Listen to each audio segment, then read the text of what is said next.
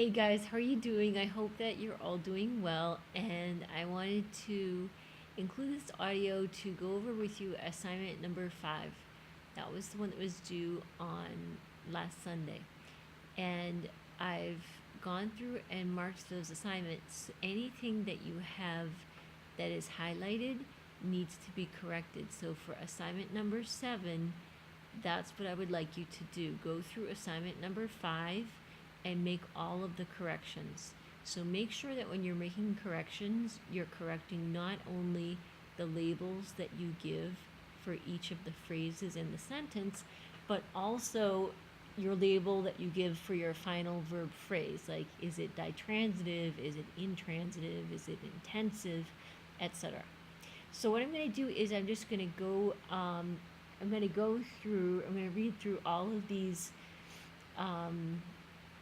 examples and then provide the analysis. I hope that you can hear me okay because I'm not feeling very well, so I think my voice is a little bit off.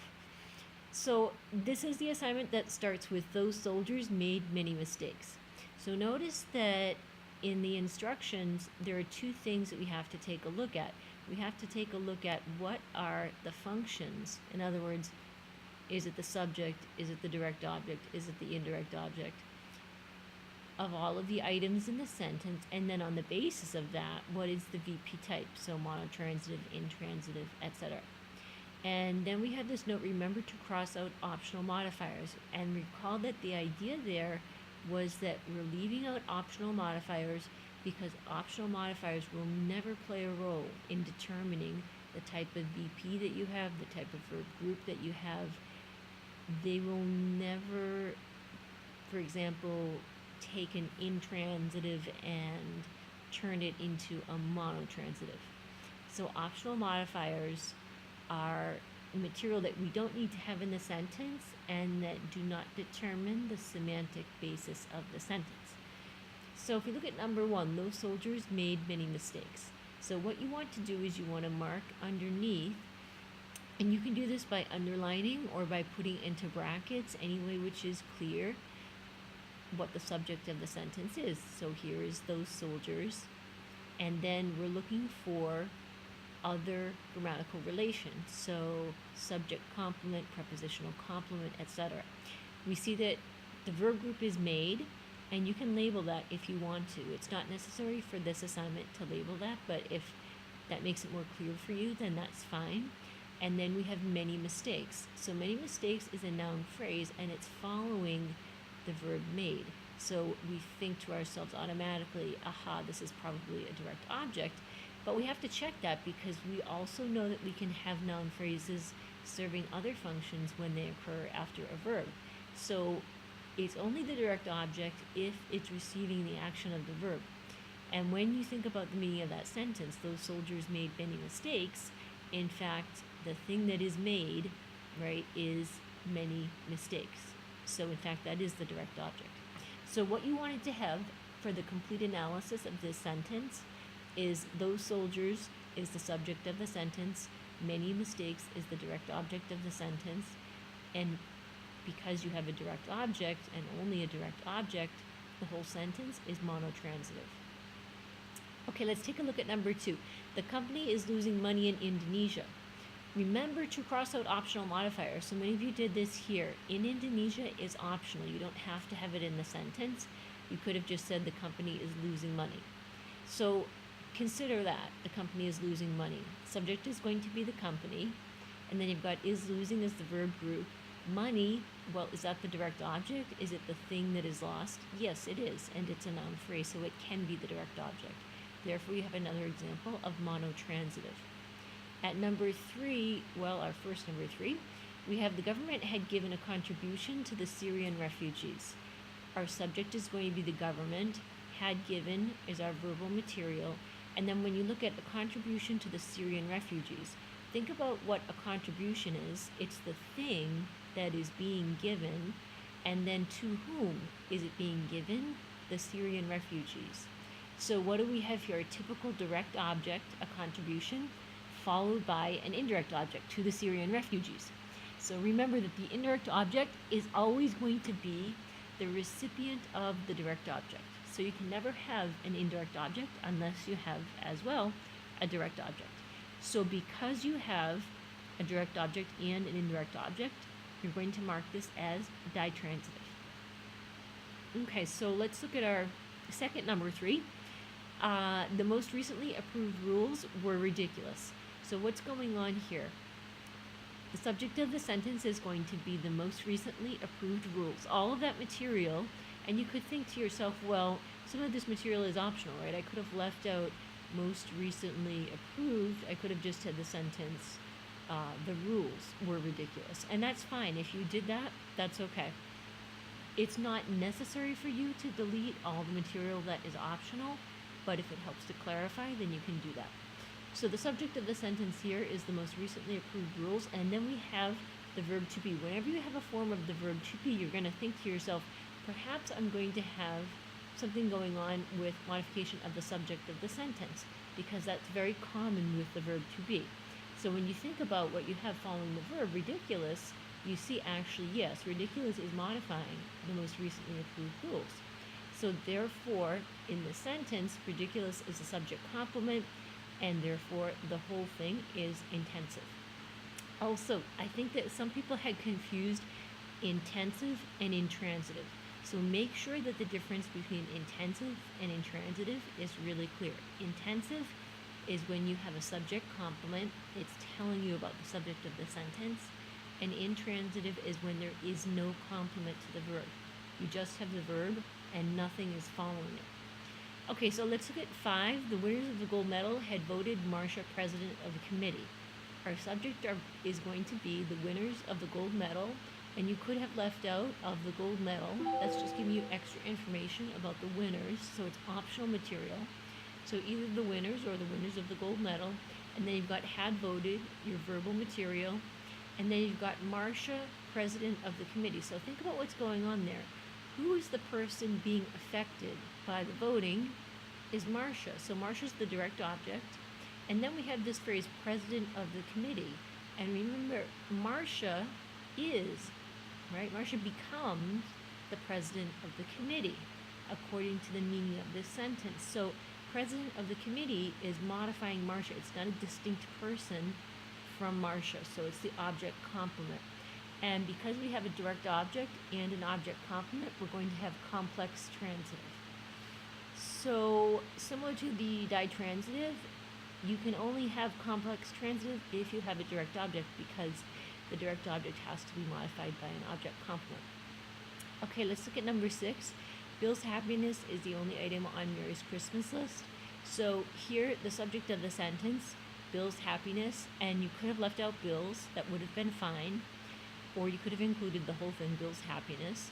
And then the only thing that you have here in the verb group seems to be the verb is, and aha, the verb is. We know that's a form of the verb to be, so already we're thinking that perhaps something is going on here that is more complex than just a simple monotransitive. And when we think about the meaning, the only item on Mary's Christmas list, what is going on there? The only item on Mary's Christmas list is not something distinct from Bill's happiness. In other words, the sentence is saying that the only thing that is on Mary's Christmas list is Bill's happiness. It's identifying those two things. So therefore, we have what? A subject complement. The only item on Mary's Christmas list is the same thing as Bill's happiness. Therefore, we have an intensive structure there. And if we look at number 7, she laughed. So this is a typical intransitive. Why? Because there are no complements to the verb. So subject she, and then the verb laughed. There are no complement, no direct object, no indirect object. So it's going to be a simple intransitive. In number 8, you have Paula had been a teacher all her life. Your subject is going to be Paula, and then your predicate is had been a teacher all her life. And many of you pointed out that all her life is optional, so you could just leave that out. That's completely optional. You don't need to have it. You could just say Paula had been a teacher. Okay, so then you look for the verbal material, had, followed by been. These guys both look like they're functioning as verbal items here. And then think about a teacher. Is it the case that a teacher is receiving the action of had been? of the verb had been? Or is it the case that a teacher is playing a different role in the sentence? So is a teacher describing actually who Paula was? In fact, a teacher is not a distinct person from Paula. Therefore, we know that here we have another subject complement. And because we have a subject complement, the whole verb phrase is going to be intensive. So whenever you have a noun phrase within the predicate, always check to see, is this noun phrase referring to someone distinct from the subject of the sentence? If it is, then you probably have a direct object. If it is not, then you probably have something that is complementing and describing the subject of the sentence. So it's a subject complement. And then you have intensive. Okay, so let's look at 9. Mary is exhausted. This one is interesting because the subject is Mary, and then we've got this is exhausted. So is exhausted a verb here, or is it an adjective? How can we tell? Remember the test that we did last time where we tried to intensify the word, and if we could intensify the word, then we said that we had an adjective. So if we say Mary is very exhausted, Mary is really exhausted, that seems to be possible, making it look as if exhausted is functioning here as an adjective phrase. And if exhausted is functioning as an adjective phrase, it's modifying a nominal. The only nominal in the sentence is Mary. So again, we have a subject complement, and therefore we have intensive. And taking a look at number 10, the children exhausted my patience. So these examples are to show you the different ways in which exhausted as a word can be used, and how you have to look at the context of the sentence in order to know how that word is functioning in that particular sentence. So you have the children exhausted my patience. Our subject is going to be the children, and then you have exhausted as your verb group. That's all of the verbal material. And then you have my patience, aha, this noun phrase.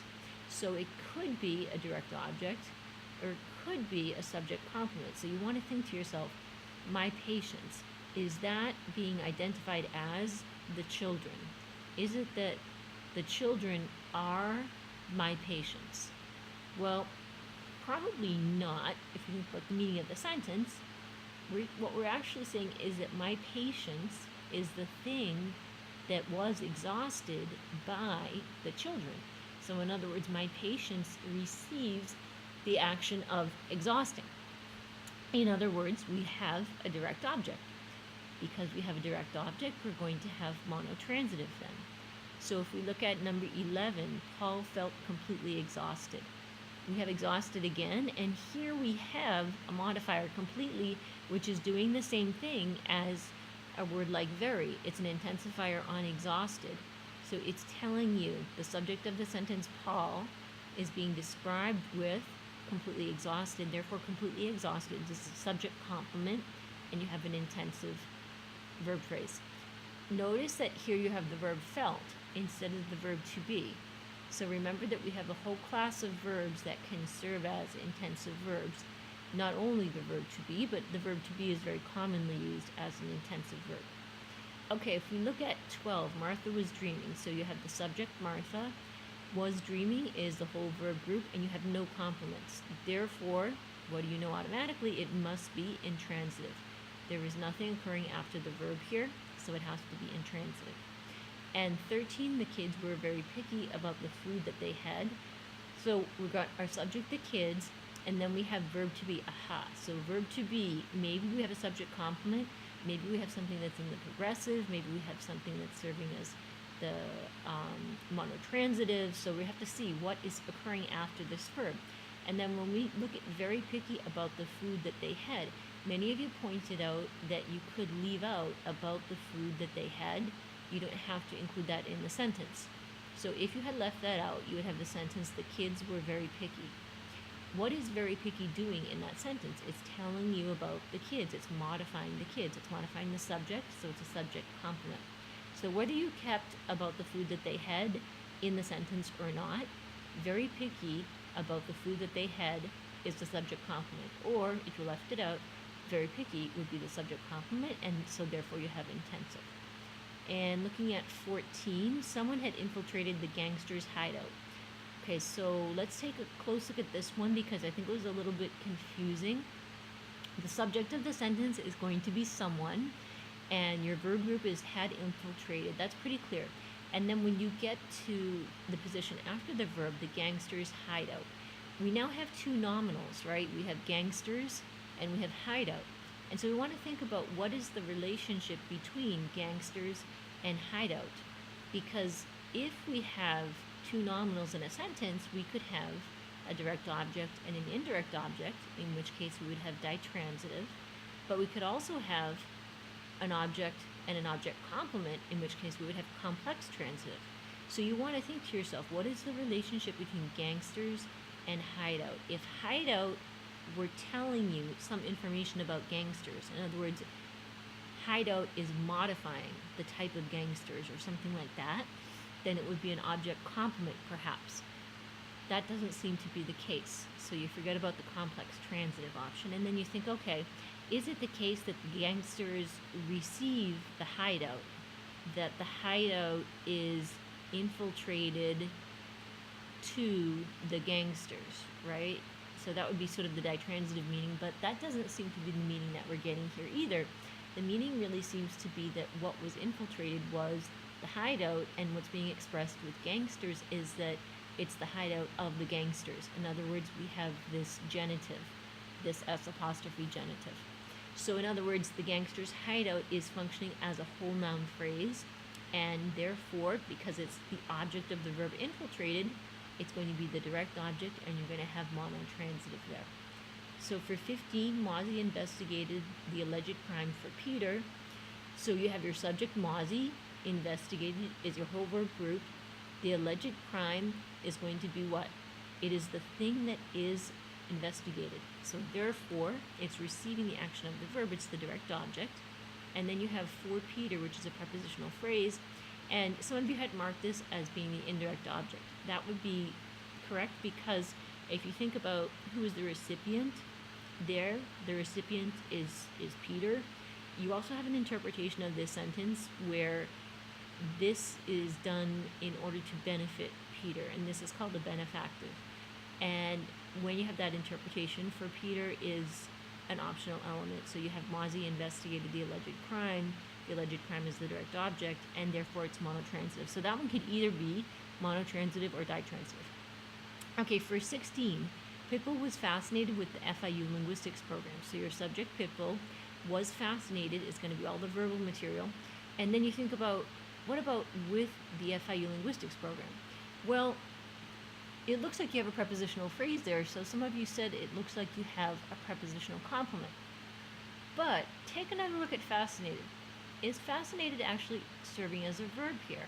Because we know when we have something that ends in ed, it could be the case that that's serving as a modifier of the subject, but it could be the case that that's serving as the main verb. So if you say Pitbull was fascinated, can you have modification of fascinated with an intensifier?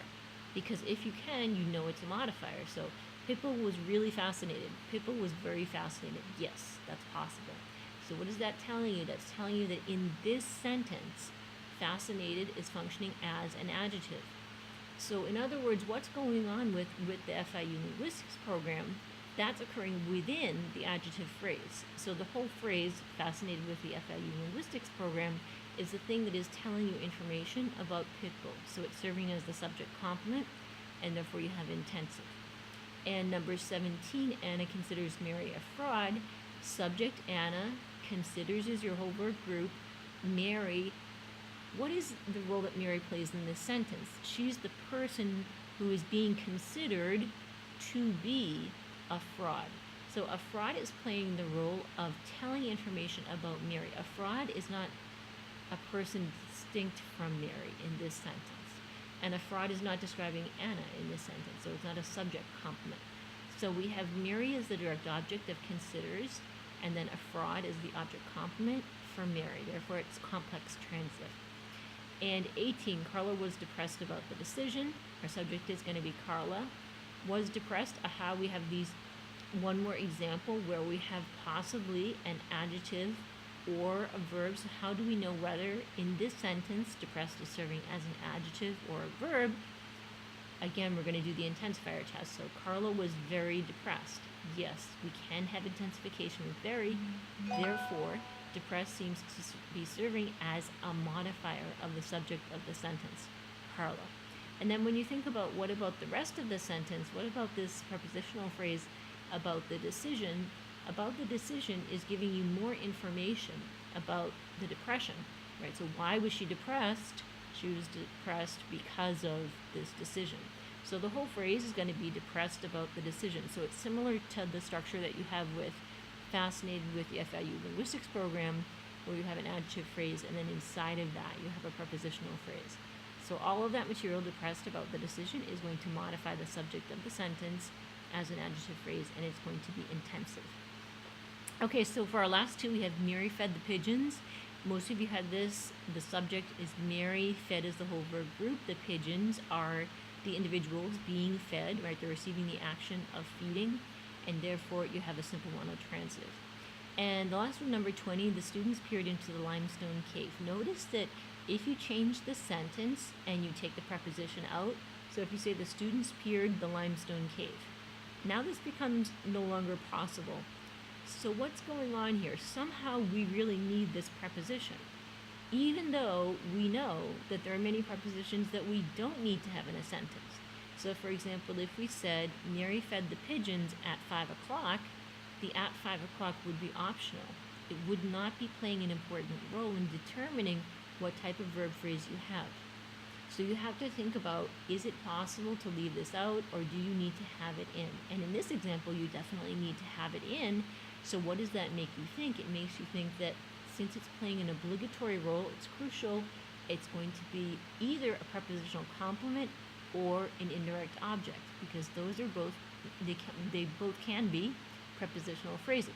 Now you know that you would only have an indirect object if you had also a direct object, which does not seem to be present in this sentence, because when you have the students peered into the limestone cave, students is the subject, peered is the whole verb group, and then you have just this prepositional phrase, into the limestone cave. So the into the limestone cave is serving as a complement of the verb peered, and it's a prepositional complement as opposed to being a direct object. It cannot be a direct object because it is not a noun phrase.